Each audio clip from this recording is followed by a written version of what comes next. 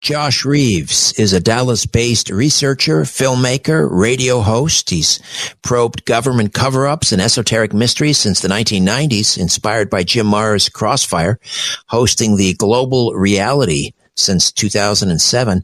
He explores conspiracies, ancient history, hidden technologies, and he's returning to Coast AM to unveil his 68th documentary film. This is Hangar 18, a bold expose on extraterrestrial cover-ups, cementing his legacy as a relentless truth seeker. Josh Reeves, welcome back to Coast AM. How are you? Oh, Richard, I'm great. All right, so let's dive in. This is Hangar 18. Sometimes called Building 18, and supposedly is at Wright-Patterson Air Force Base. First of all, what sparked your obsession with Hangar 18?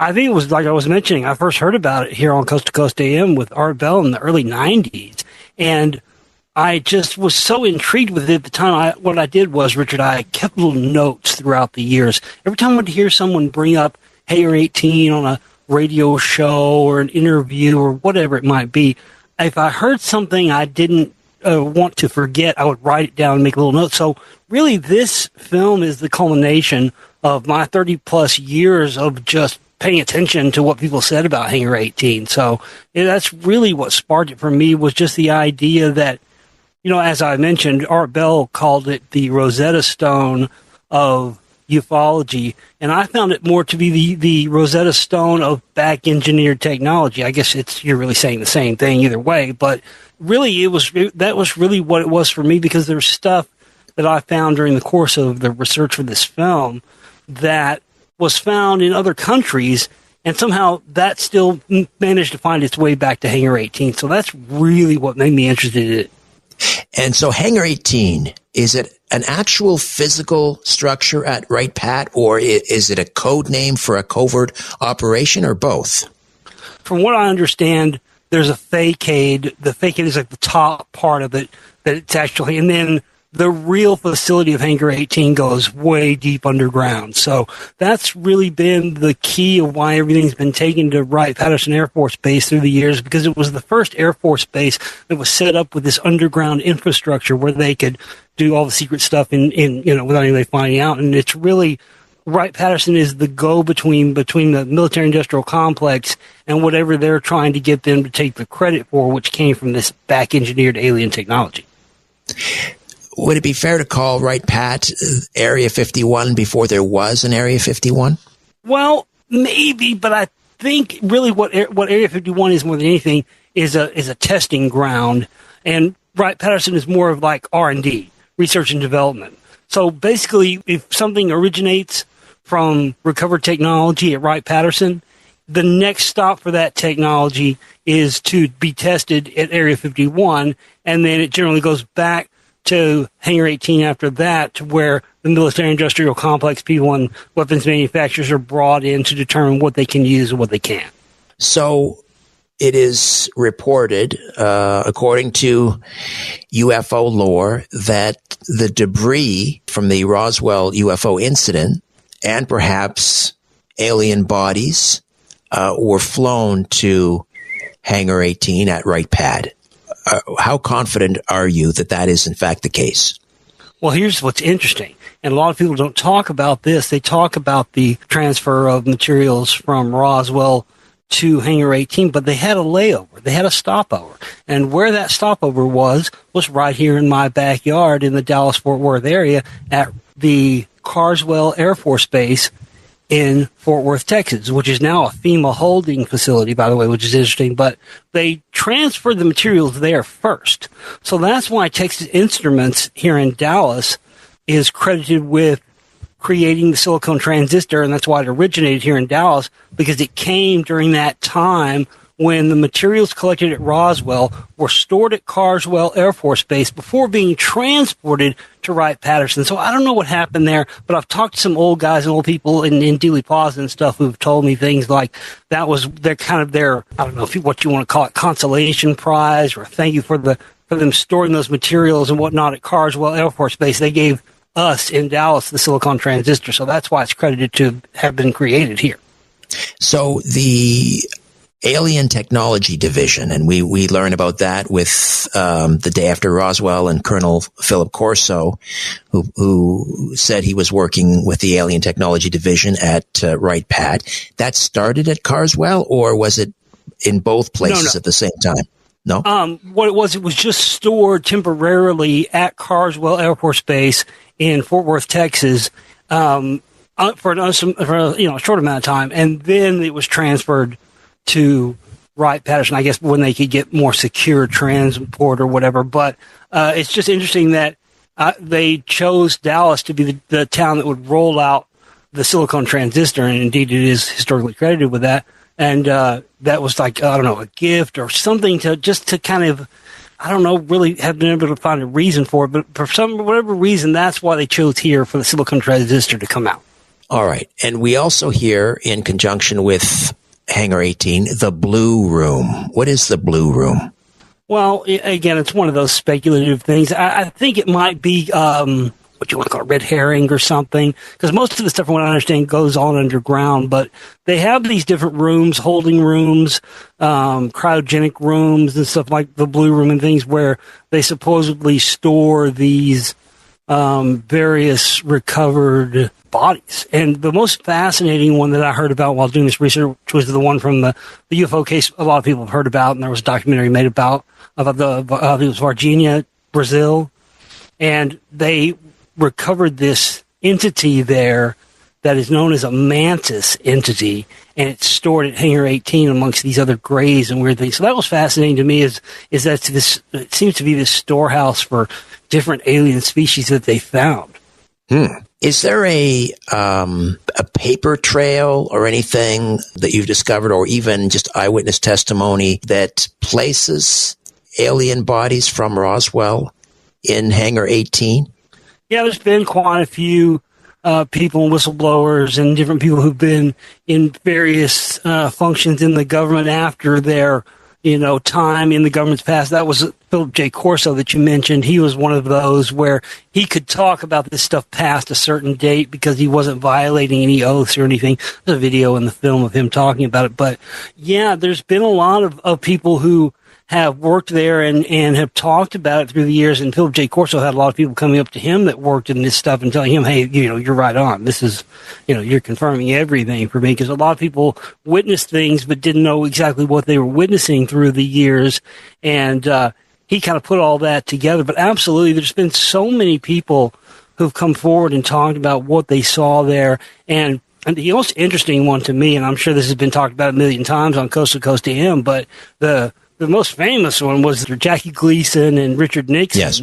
And they're, they're hanging out and having some drinks and having fun. And, he asked Jackie Gleason, do you want to see some stuff? So he flies him out to Wright-Patterson Air Force Base. And what he shows him is the cryogenically stored bodies.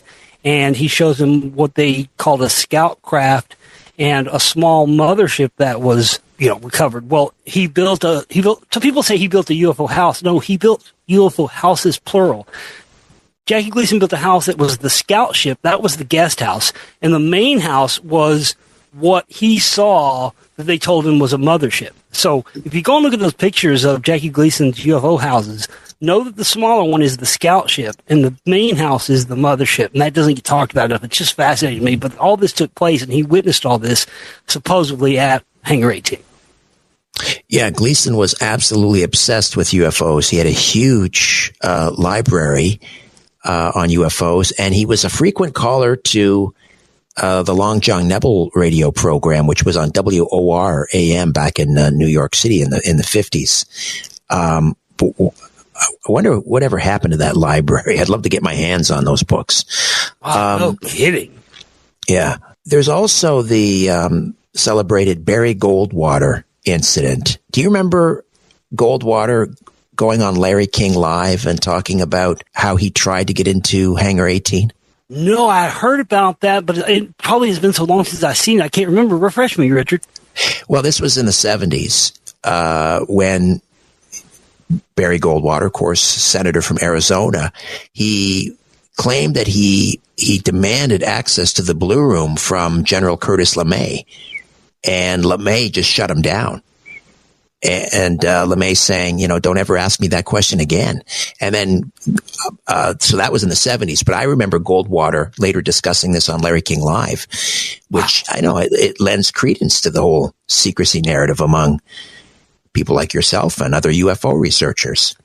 Well, the interesting thing about Jackie Gleason is he was a very serious guy. He wasn't going to lie about something like this. And like you said, he became obsessed with UFOs.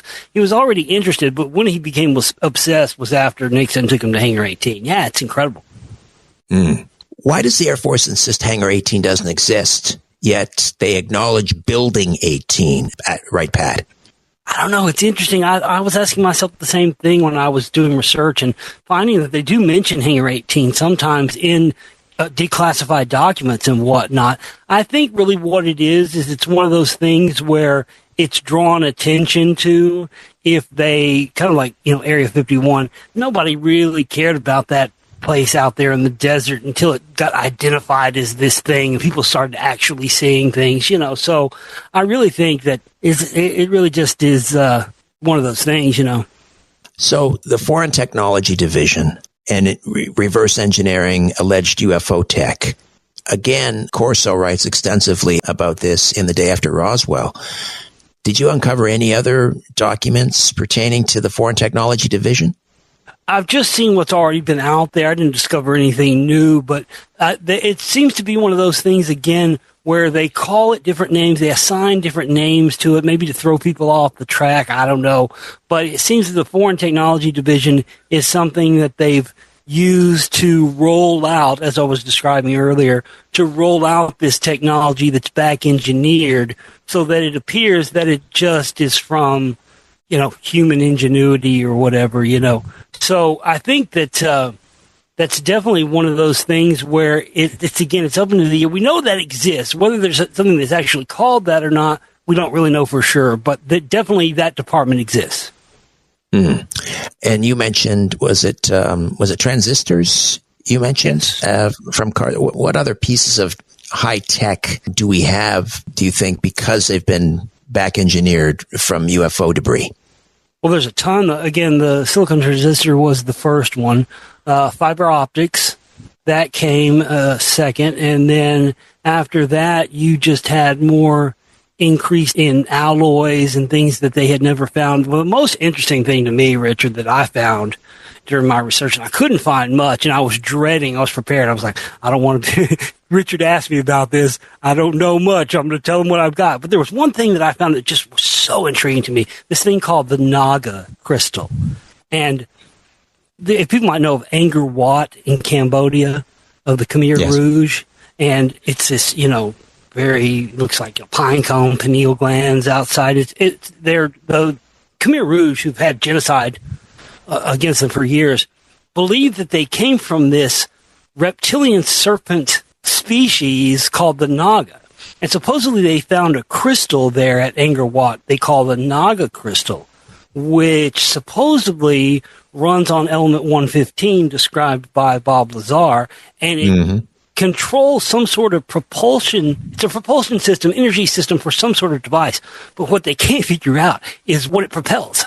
They can't make a device that will allow this thing to use it. So there's a lot of stuff like that where they're still stumped about certain things because they just can't figure out how to make them work. And one of the other ones, the most intriguing one to me, obviously, was the stuff that Corso talked about with the piloting systems being a part of the actual consciousness of these beings that they found, where it's almost like a hive mind type control system for these crafts. And that's just so fascinating to me. Have you been to Wright Pat? I have not. I've been through there on my travels for my Lost Secrets of Ancient America films. I spent a lot of time in Ohio filming the Ohio Valley. And I got to tell you, after the stuff I found in Ohio, stuff like, 3,000-year-old earthworks that contain the Babylonian numerical system. And so the fact that Wright-Patterson would be there and contain these things is really not a surprise to me, because there's a lot of weirdness that goes on in the state of Ohio, and people that live there will tell you. As far as we know, is Building 18 or Hangar 18 still there? I mean, as you say, the good stuff's underground. Yeah. But I mean, can you, and you can go on tours, I understand, at Wright Pat.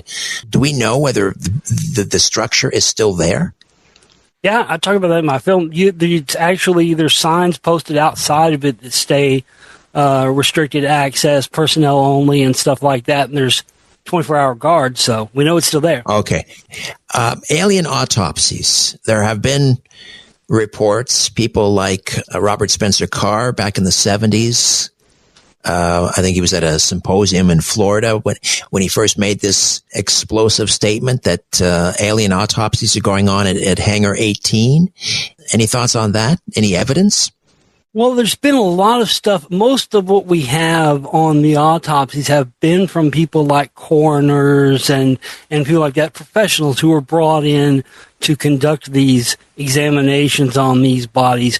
We have a lot of fake stuff as well, which I understand from what I understand from my research is that there's a reason why they had that. Remember in the 90s, they had that thing they showed on TV, the fake alien autopsy and all that. And the reason they did that is because there was some real stuff that was about to come out. Now, the CIA got a hold of it and it didn't end up coming out, but there was some stuff that was going to come out. So they released that preemptively. So if any of the other stuff did get leaked, people would just think that was fake too. So there's been a lot of that crazy stuff. I mean, the way that I got introduced into UFOs was 1985.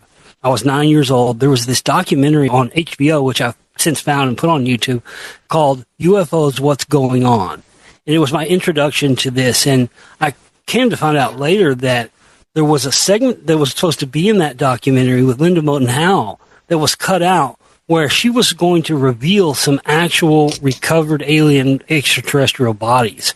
And the CIA got wind of it, came and confiscated everything, got the original masters of the documentary, cut it, and then released what I saw when I was 9 years old. So yeah, there's a lot of stuff. Philip J. Corso has talked a lot about the storage facilities at Hangar 18 and all the different bodies, like I was talking about earlier, the different species they found. There was one gentleman I talk about in the film that said he identified 57 different species at Hangar 18. So yeah, it just really seems like Art Bell was right, being the Rosetta Stone of ufology. It really seems to be that everything that is found, no matter if it's found in the United States or not, it does find its way back there. So Wright Pat was home to Project Blue Book, and as we discussed, the Foreign Technology Division. Do you think it's possible Hangar 18's legend could be a smokescreen, maybe to divert attention from terrestrial black projects like, I don't know, stealth aircraft or Cold War era tech? I think it's definitely part of the equation. Absolutely. I mean, a lot of this, but then again, a lot of this stuff, like even the U-2 spy plane, if you look at the U-2 spy plane, it doesn't look like something that would strike you as being in any way extraterrestrial or anything. But at the time when it was made, it had electronics in it and a computer system in it that I heard in an interview 25 years ago, they were saying we still use these from time to time because they have technology in them that we can't replicate today. The SR-71 Blackbird is the same way. It's just amazing that it was 61 years from the Wright brothers' first flight to the SR-71 Blackbird's first flight in 1964, and this thing still holds speed records that today have never been beat, and it was the second thing that they supposedly ever back-engineered from stuff that was recovered and then taken to Hangar 18 in Wright-Patterson. Let me throw this one out there. What if the artifacts in Hangar 18 aren't extraterrestrial, but they're remnants of an ancient advanced Earth civilization? Yeah, I mean that's definitely a possibility, and it's definitely a way. It's a direction I lean more towards myself these days over the past several years, especially when I discuss the quote unquote alien thing. I no longer believe that extraterrestrials, what we call extraterrestrials and what we call aliens, came from outer space and overcame the hurdles of propulsion and distance and all that. I believe they came from right here within our own Earth, from an advanced civilization inside of the Earth. I think the whole alien thing we've been sold is to cover that up. I think all of that from the pyramids to all the ancient stuff we find, it's all a remnant of this civilization that came from out of the Earth.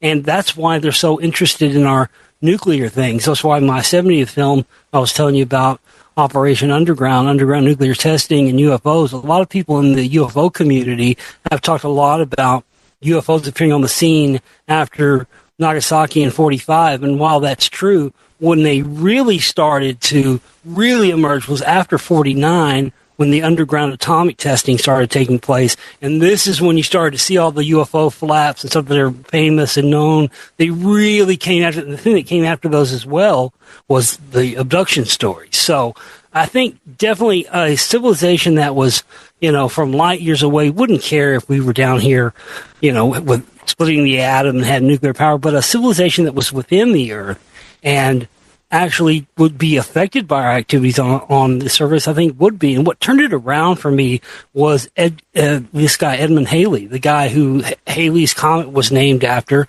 He made this prediction in his time that this comet would move the way it did. And no people in the scientific community believed him at all. They all said he was crazy. And then, come to find out, after he passed and he's gone, they found out that it did travel exactly the way he said it would.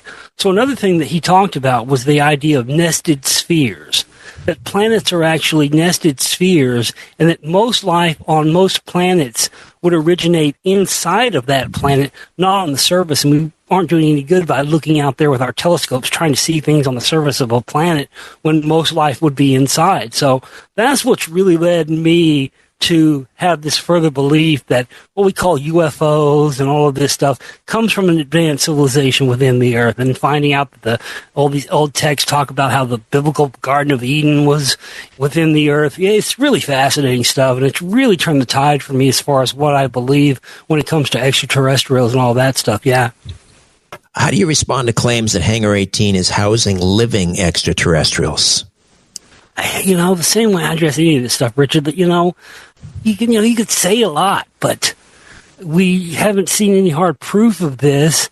But we've heard a lot of whistleblowers and a lot of people like Philip J. Corso and others who have talked about these things being there and communicating with staff telepathically. And there's a lot of stuff they talk about with these, alive extraterrestrials that, I tend to have a good, I don't know what you want to call it, a BS meter or something. I tend to have a good one of those. And some of the stuff that I've heard people say about what they've witnessed and people communicating telepathically with some of these beings at Wright-Patterson, it just, to me, I don't know, it sounds legit. I really sort of believe that, yes, there is some of that going on. And they talk, there's supposedly the whole human alien hybridization program started there too. It's so wild. I really didn't think it was going to be this deep when I first started mapping out this film, but it's a lot of stuff. That one is a new one on me. I hadn't heard that the human alien hybrid program started at Wright-Pat. Where does that come from? I'm not sure. It's another one of those things that I've collected over the years and just written down in my journal. But supposedly what happened was the reason why it originated there is because they had both, as you mentioned, alive and deceased bodies of these creatures. And when there was supposedly, again, we don't know if it's real or not, but supposedly when this deal was made with Eisenhower and stuff like that, one of the things that they weren't supposed to do that they ended up doing was, human experimentation and hybridization and stuff like that. So as far as I know, the only hybrids that they have there currently are deceased ones that they're storing in the cryo lab. But that really, I don't know, the more and more that I researched this thing, the more Art Bell kept bringing in my mind, him going, this is a Rosetta Stone of ufology. I never got to do a show with Art, but we were friendly, and he really liked my work and told me to keep going and never stop. So here we are. But really, that's the real thing about it to me, is that, there seems to be some sort of, I don't know what you want to call it. There seems to be cooperation, but how come they haven't given us the cooperation to let us know what this stuff like the Naga crystal and element 115, how that actually controls some of this stuff? And I think the answer to that lies in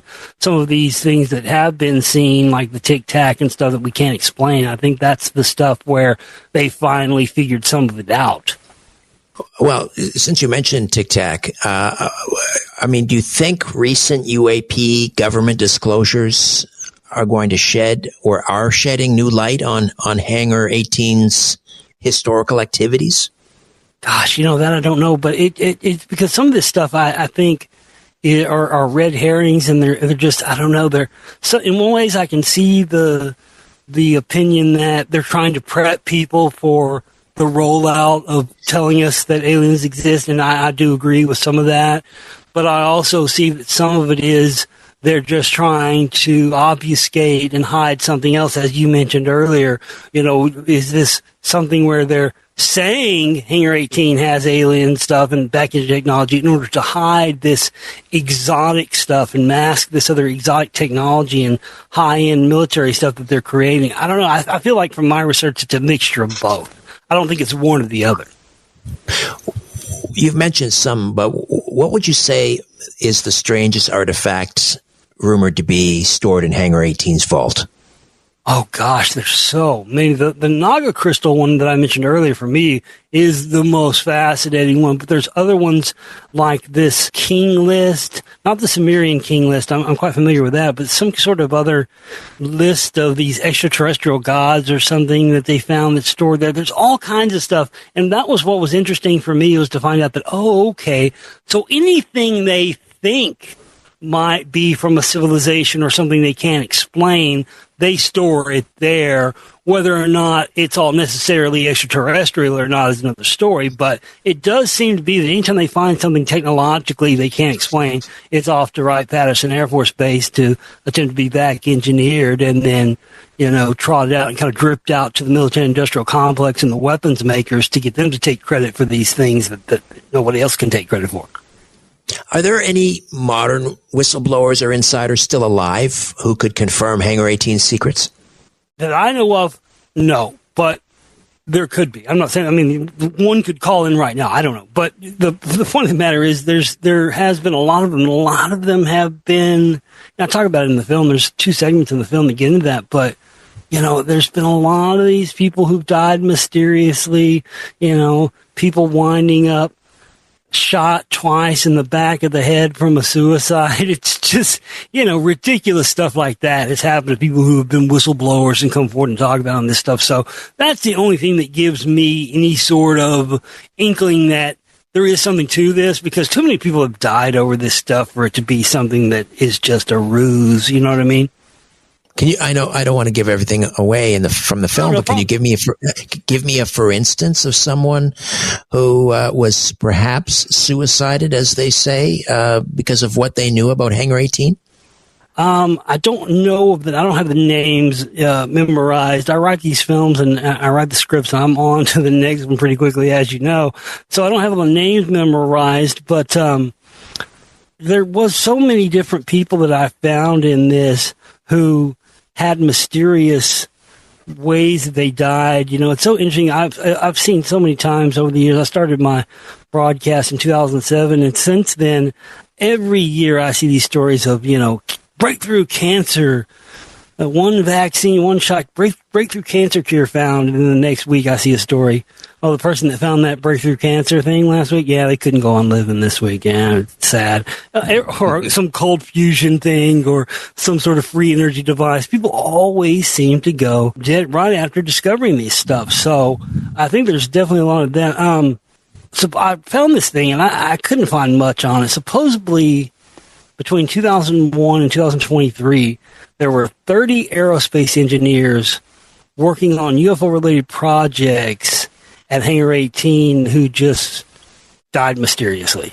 Suicides with no notes, accidents with no witnesses, all that stuff. So, yeah, it's very, very messy. So, there was a guy. I thought of a name for you. Dr. Michael Wolff. He claimed to be a scientist who was working on tech transfers between aliens and humans, and he supposedly found this thing they called a dead man's switch of classified files. And 4 hours after announcing this discovery, he was dead, and his body was cremated within 4 hours. That's Dr. Michael Wolff. Within 4 hours of his death, against his family's wishes. So, yeah, that one would have to be the weirdest one, Richard, as far as ones I remember from the film. That, wow, 4 hours of death within 4 hours, they cremate this guy. Very, very strange. Wow. If all of these secrets inside Hangar 18 were declassified tomorrow, let's say, proving extraterrestrial contact, how do you think we would reconcile the psychological, religious, geopolitical fallout of knowing we're not alone? I think that we would handle it 1,000% better than the powers that be think that we would. That's one of the whole things why they've been keeping this stuff a secret for so long, is they're afraid that the system that they control, where they control the money and they control the energy and everything, they're really just afraid that that's all going to come crumbling down. And I don't really believe that people are going to react. I don't think society's going to crumble. I don't think religion's going to fall. If anything, it's going to strengthen religion.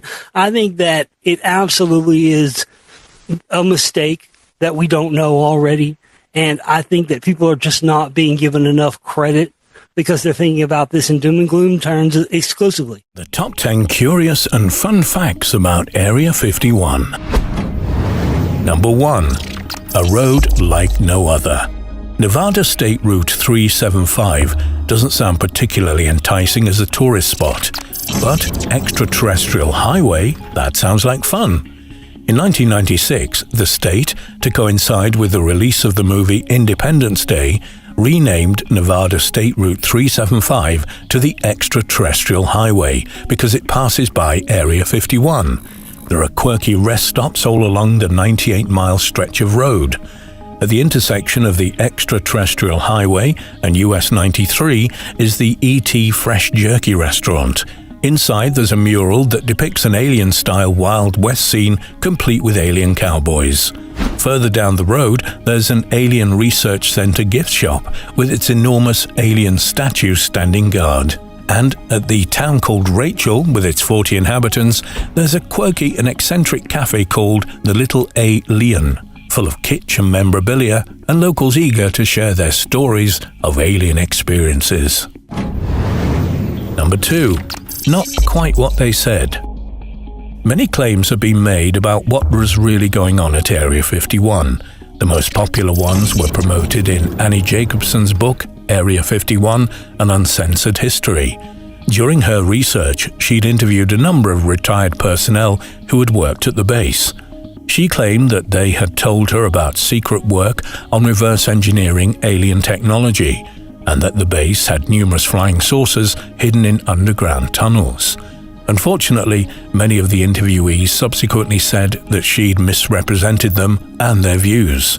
Reverse engineering of technology was going on, but it was the reverse engineering of Soviet technology following the capture of MiG jet fighters during the Cold War of the 1970s and 80s. They accepted that there were secret underground tunnels, but that they were associated with the Project Nerva nuclear research program conducted near Area 51 at a location called Jackass Flats. And the flying saucers?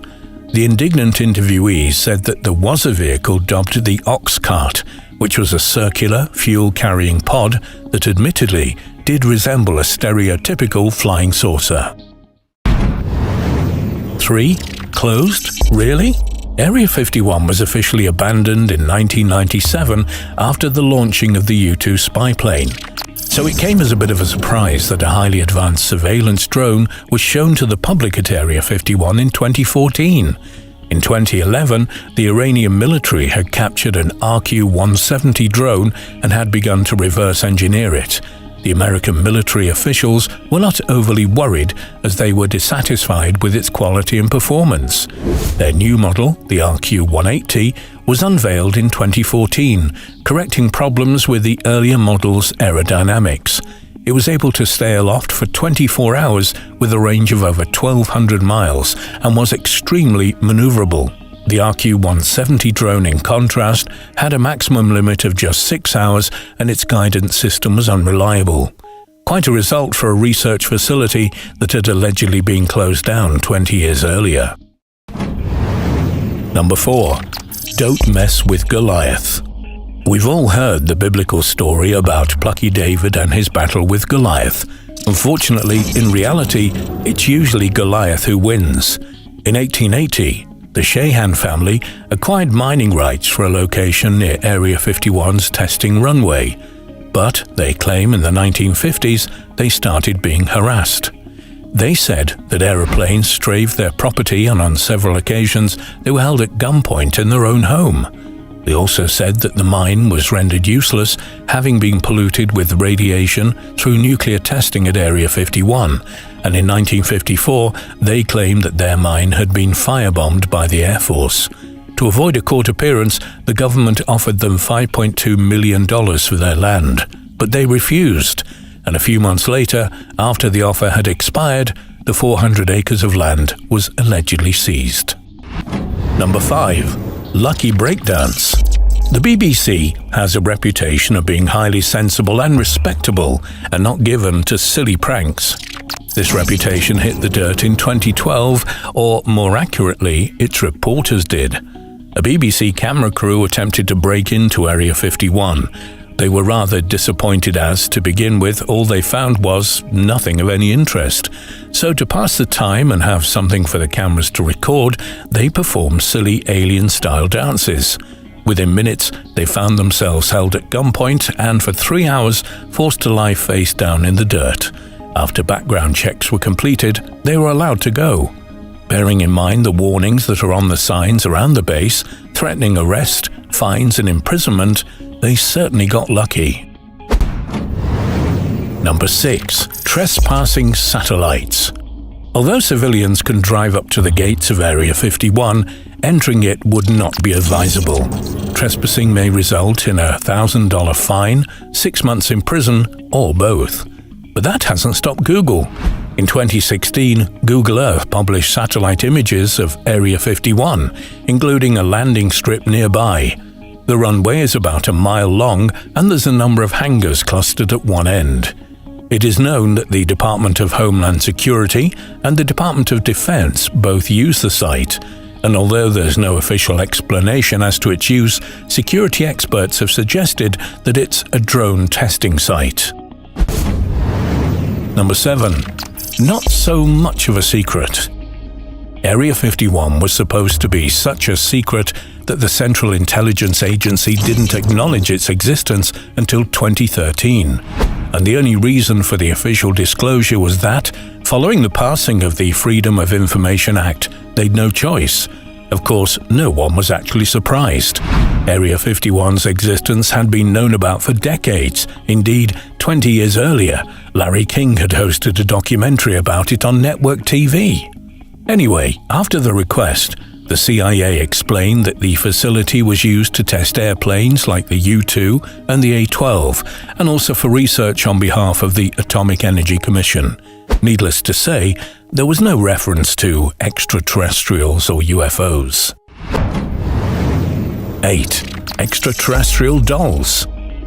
When an aeronautical engineer with 40 years' experience at Lockheed Martin, who has 25 patents about laser-guided smart bomb systems, claims to have been involved with aliens, perhaps we should take him seriously. Boyd Bushman claimed that he'd helped extraterrestrial beings to implement anti-gravity technology at Area 51. He further stated that there were 2 types of alien, Wrangler and Rustler aliens, who could travel between Earth and their own planet in only 45 minutes. As part of his proof, Boyd Bushman published a photograph of one of the aliens. Unfortunately, it was actually identified as a plastic alien doll that could be bought at Walmart. Number 9. Synchronized hoovering. Imagine, if you would, 30 Air Force personnel, shoulder to shoulder, marching down a runway, hoovering it. It's like a bizarre scene from The Simpsons, or from the British absurdist comedy Monty Python's Flying Circus. And yet apparently this happens nearly every day at Area 51. The Nevada desert is great for keeping the operations cheap and isolated. The weather is perfect for flights, and the flat lake bed is ideal for building runways. But it's so dusty that aeroplane engines easily get jammed. And for that reason, the base crew has to regularly sweep and vacuum the runways. None of them has ever said whether they enjoy the task, but they probably think it sucks. Number 10. Paradise Lost. What would be a good name for a dry, inhospitable place that tested weapons, including nuclear ones? does the word paradise come to mind? In 1955, at the request of the CIA, Clarence Leonard Kelly Johnson, a brilliant American aeronautical and systems engineer, initiated the construction of an airbase at Groom Lake, Nevada. He realized that it might be difficult to entice scientists and personnel to such a barren location, and that's why he proposed that Area 51 should be called Paradise Ranch. But after complaints by disappointed recruits, it was renamed Area 51. He was justifiably famous for developing the Lockheed U-2 and many other supersonic aircraft, but perhaps his skills in PR were a little limited. Josh Reeves, independent researcher, filmmaker, and his 68th film is called This Is Hangar 18. Once again, Josh, I was asking you about some of the strangest things that may have been hidden away in the vaults at Wright Pad. Yeah, go ahead. Yeah, earlier I was trying to think of the Sumerian God tablet. That was the one thing, because I'd heard of the Sumerian king list, but there's something different. The Sumerian God tablet actually describes all these various experiments that were supposedly conducted by the Anunnaki and stuff like that. And the guy who translated it later committed suicide by shooting himself twice in the back of the head. And last year, another film I came out with, it was 15 years in the making. It was Anunnaki the movie and Anunnaki the movie 2. And in Anunnaki the movie 1, there's some truth in there about where Zecharia Sitchin really got all his stuff from that was told to me by the late, great Jordan Maxwell. The only place you can get that info is in that film, Anunnaki the movie. And I bring that up because there's always at least one thing. No matter if you look at my list of 72 films and you go, I know all this about that already. Well, but what I pride myself on is there's always things in all of my films that you didn't already know before. I pride myself on that. And so in this one, it was definitely this Sumerian God tablet, the Naga crystal I mentioned earlier. There was another weird technology thing that I had looked into after finding out about it. So last year, another film I came out with, the 32 I made in 2024, was called the Chronovisor. It was about this weird device that was supposedly made in conjunction with Werner von Braun, and it allowed you to see backwards in time. Well, supposedly they found something that's stored at Hangar 18 as well that they call looking glass technology, which was reverse engineered from a recovered UFO. And this device could allow you to view future timelines.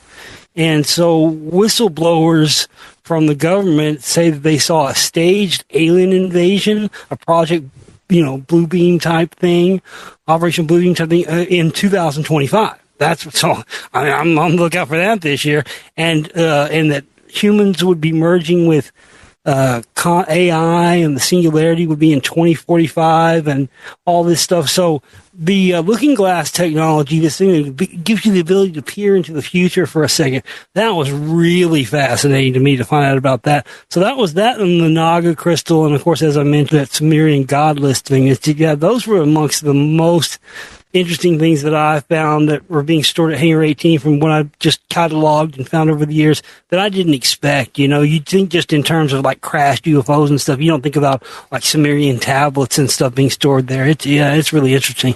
All right, let me tell you, this is the kind of stuff that keeps me up at night, because I've got a bit of a monkey mind. And so in anticipation of our conversation tonight, I was thinking about Hangar 18, and if they've got UFO debris there, as Corso suggested, that's led to breakthroughs, like you mentioned, integrated circuits, could it also include self-replicating nanobots? Because I worry about, that whole gray goo scenario. I mean, are there any safeguards there? And what kind of safeguards would be needed to prevent a gray goo scenario?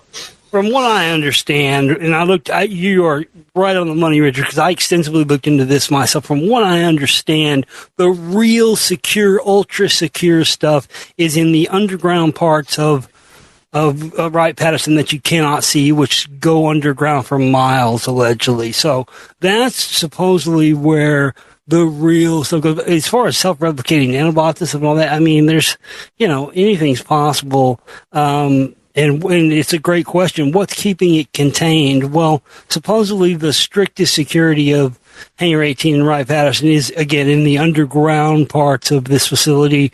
But, I don't begrudge you being worried about that, because, I mean, some of this stuff is so wild, and some of the stuff that they've, one of these devices or something they found, they back engineered, and when they fired it up, it caused like spontaneous human, not combustion, but like spontaneous human liquefaction and stuff like that. I mean, it's just really bizarre stuff that they've been able to find a little bit of, and find uses for some of it, like you mentioned, the silicon transistor and fiber optics, stuff like that. But some of this other stuff, the consciousness-bound navigation systems and stuff like that, where the consciousness of this creature actually merges with the machine itself, they can't figure that out. And so that stuff is still staying on the shelf. But supposedly a lot of this stuff, like the smaller and smaller circuitry that we see every year, and as the technology progressed, definitely came from that technology at Hangar 18. Let's go to the phones and say hi to Joe in Medina, Ohio. Joe, welcome to Coast. Good morning. Josh, thank you for all the work that you do. I'll be brief. You were talking about people that have been taking out, quote unquote, which they've been taken out. It's not just committing suicide. Dr. Amy Eskridge, she was a physicist. She started the Institute for Exotic Science in Alabama. And she shot herself, which that didn't happen. A friend of mine, he was poisoned. He was an expert in Tesla technology. He was on Coast to Coast in 2012. He was a personal friend of mine. His name's Michael Chapala. And Richard, you're going to have a guest on this Thursday, and George is going to interview him. His name's Dr. Alfonso Manzo. I got him connected with Michael Chapala. And 2 weeks later, Michael died. You can't make this up. And these people that I'm talking about were in the ear of Kennedy. You know, Dane Winnington, he's the foremost expert in chemtrails. He's in the ear of Kennedy. Okay, and Cheryl Jones interviewed Eleni Freeland. This nanotechnology is in the air, but we have countermeasures. We have devices that could short-circuit this once it gets into the body. I believe that Dr. Alfonso Manzo, a good friend of mine, when he's on Thursday, he'll be talking about this. We deal with Tesla technology and quantum healing. There's nothing like it. So we're way ahead of the game. We're years ahead of the game to do these countermeasures to offset what's going on. Or I would be dead personally. I have a device called the Vitaset generator. Remember how it's made with human resonance. It keeps my brain in balance. The Earth emits 5 major frequencies. It just so happens the brain emits the same 5 frequencies. Well, you've heard about the Havana syndrome years ago. Well, they came out in 2020 to admit that. I knew that back in 2016 that this stuff was going on because, let's just say, I know people that way retired that were dealing, United States and Russia were dealing with this back in the late 60s, early 70s with counter-espionage, with hitting embassies. So this stuff's been going on for a long time. It's just now the technology's, you wouldn't believe the technology now. So I know people Joe, firsthand have been taken out. Okay, I appreciate that, Joe. That's pretty harrowing. Hey, Joe, call. You should check out my 69th film called Psychotronic Weaponry. It's right up your alley. You'll like it. There you go. That's number 69. Okay, and you're at 72 now? Yes, sir. Wow. Here's something else. We were talking about alien autopsies at Hangar 18. Is it Dr. Michael Masters, I think, who's posited the extraterrestrials as time-traveling humans from the future.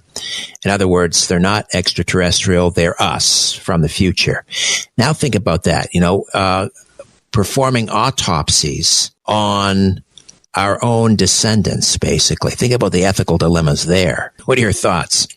Well, Here, my thing about it is that I just don't. I see where he's coming from as far as the us in the future type thing, but some of the stuff they found in some of these autopsies, the way that their brain is like so much more, has a much more capacity than our brain does. They're really hyper evolved, and there's it's not a digestive system. I don't know. I still lean towards my original statement of I think these are beings from within the earth itself, and that's why when autopsies and things like that have been performed on them, nothing makes sense. But I just think that they might appear to be from a different time because their technology advanced and evolved on a different timeline than ours. So it kind of is a 2 + 2 = 4 thing where it's easy just going, yeah, those are people from another time. But I think it's more that they're very similar to us because they still came from Earth. They just came from a civilization and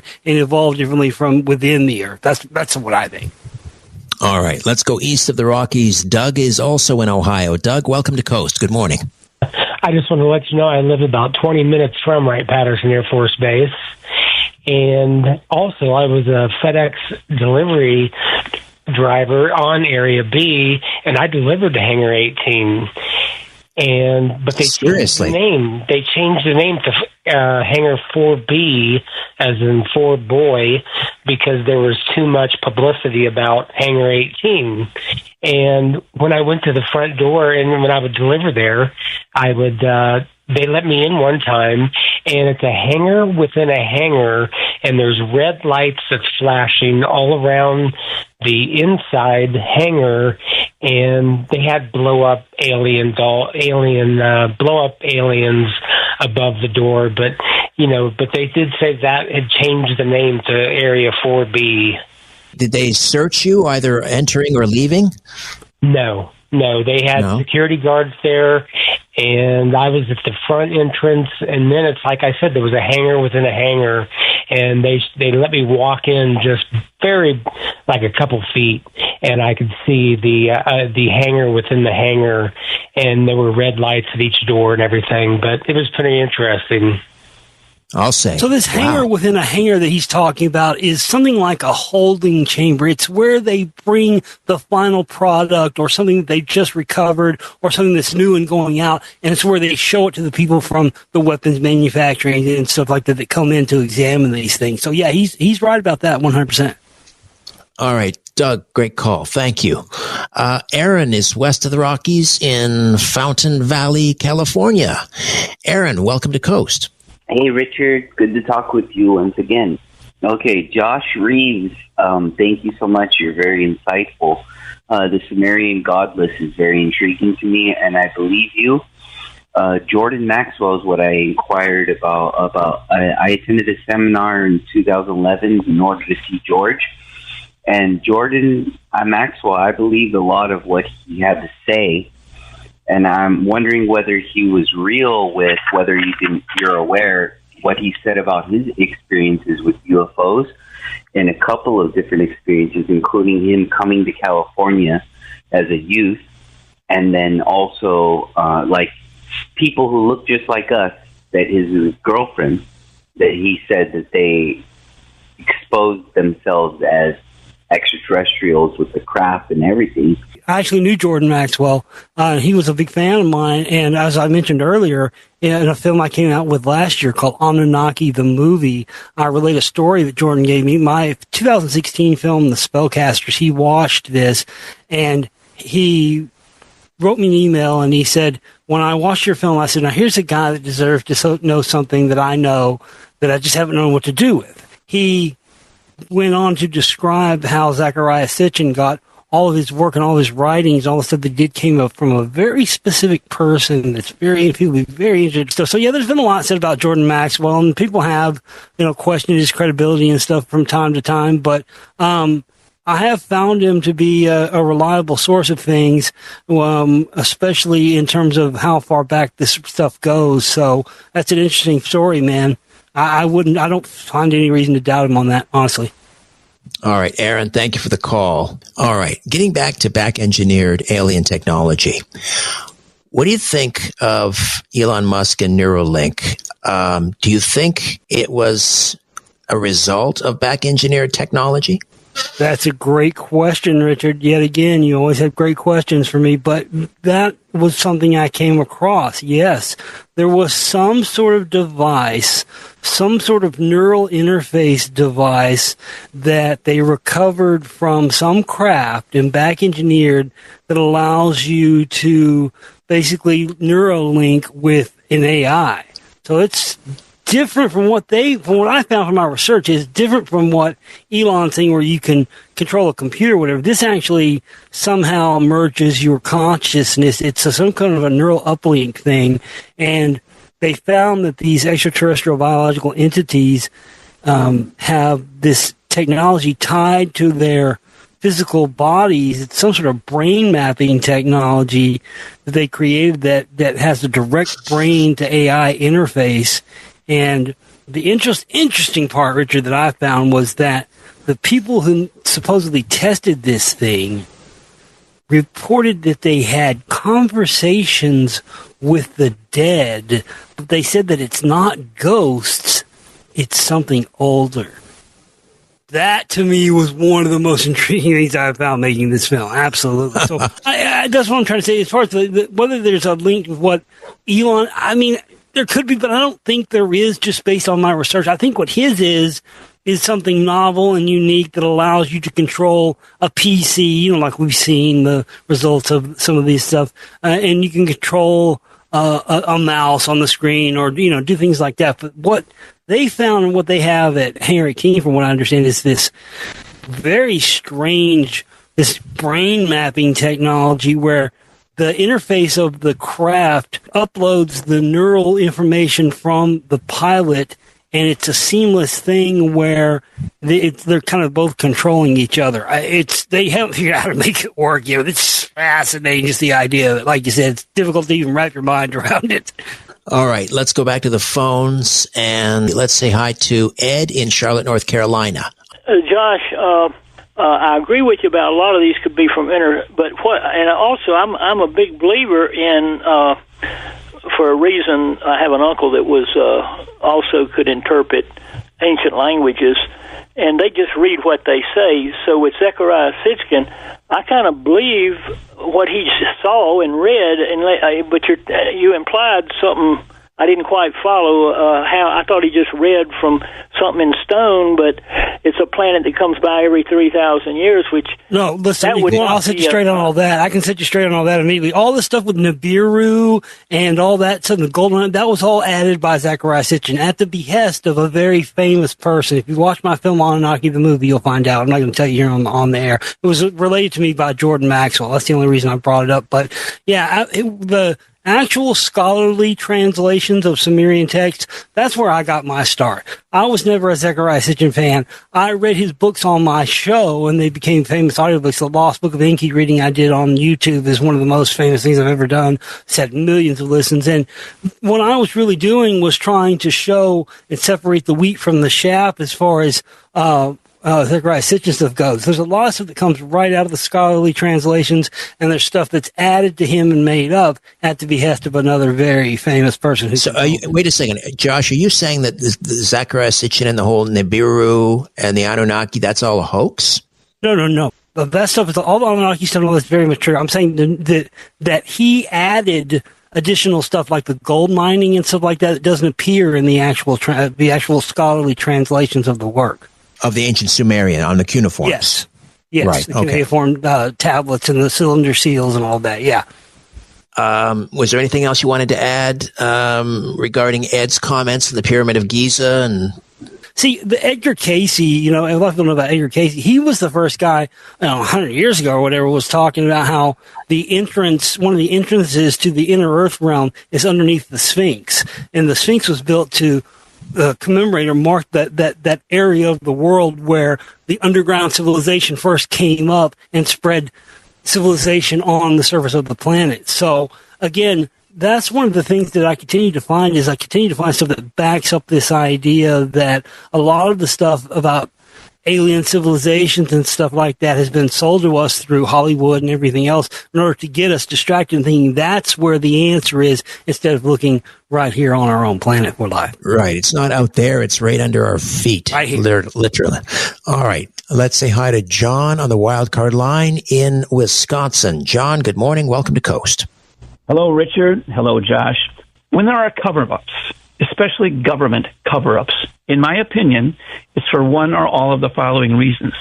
Either those involved are protecting their jobs and their future job promotions, or it's the greed of money, or those involved fear hysteria if the information was released to the public. So my question, Josh, could those three ingredients be why Hangar 18 is still such a secret and why all the other extraterrestrial things we've talked about are not public knowledge? And again, thank you, Josh and Rich. Thank you for taking my call, Richard. All right. Thank you, John. All right. Go ahead, Josh. Well, the source of the cover-ups. Yeah, you're absolutely right in one aspect is that there's never, people always try to nail whether what conspiracy you're talking about, whether it be 9/11 or JFK, or whatever, they try to always nail it down to one thing. And you hit the nail on the head there, caller, with saying that it's all of these reasons combined. That's the one thing I've found the most in my 35 years of research. There's never just one reason for doing anything. It's always a combination of things. And I think you hit the nail on the head. Yeah, it's those things and more. And like I was stating earlier, they're so freaked out and worried about a panic and that the system that they control, that's what they're worried about. People have talked about, they're worried about an alien invasion. No, they're not worried about an alien invasion. They're not worried about what they've sold us with media. What they're worried about is a civilization coming to Earth, whether it's from within the Earth or in outer space, and showing us, hey, look, you guys don't have to live like this. You don't have to be enslaved by energy companies and the people that own and control the food. That's what they're most afraid of. A mass panic or something because we find out UFOs and aliens are real tomorrow is just something that's been fabricated because they use that as their excuse to keep it hidden, because the main reason they want to keep it hidden is they don't want us to exist on Earth in a way other than the system that they control. That's the main thing. We're going to go to Ruth in Maryland. Ruth, welcome to Coast. Good morning. Josh, it's a really good program. I really believe also in what you're saying that they are coming from within. And my question for you is, do you believe that they could possibly be the fallen angels or their offspring? Because that was the reason that God destroyed the earth with the flood. And some people, especially the Native Americans, believe that the Nephilims and all that escaped by going underground. That some of them escaped the giants and all by going underground. So, do you believe that some of them could be the fallen angels and their offspring? Absolutely. I think what we call the fallen angels, that definitely are that. I mean, there's all kinds of stuff about this, especially we were talking about the Anunnaki earlier. And one of the things that you read when you study the Sumerian texts is there's a whole lot said about their arrival, but there's not anything there that's said about their departure. And you're absolutely right. There was a quote from, you had the, what was that? What was the Lewis and Clark? And some of Meriwether Lewis's journals and stuff went missing, and there's rumors that he was murdered and stuff. Well, he had an interesting quote in one of his journals where he said, one day, someone is going to unleash a plague of giants upon the earth that have been shackled underground by someone in antiquity to keep them there. And one day, a plague of giants is going to be unleashed on the earth from under the ground. And he reported finding a giant sitting in the lotus position on a mound in Georgia, and all this stuff. So absolutely, I think that all the things we talk about as far as like Nephilim, Anunnaki, Greys, in my opinion, based on my 35 years of research, all of these things, they all are these inner earth inhabitants that I was talking about. They're all the same thing. Absolutely. Josh, always a delight. Go to the search engine and type my name, or just go to Josh Reeves, the Global Reality Channel on YouTube. Thank you, Richard. Thank you, Josh. All the best.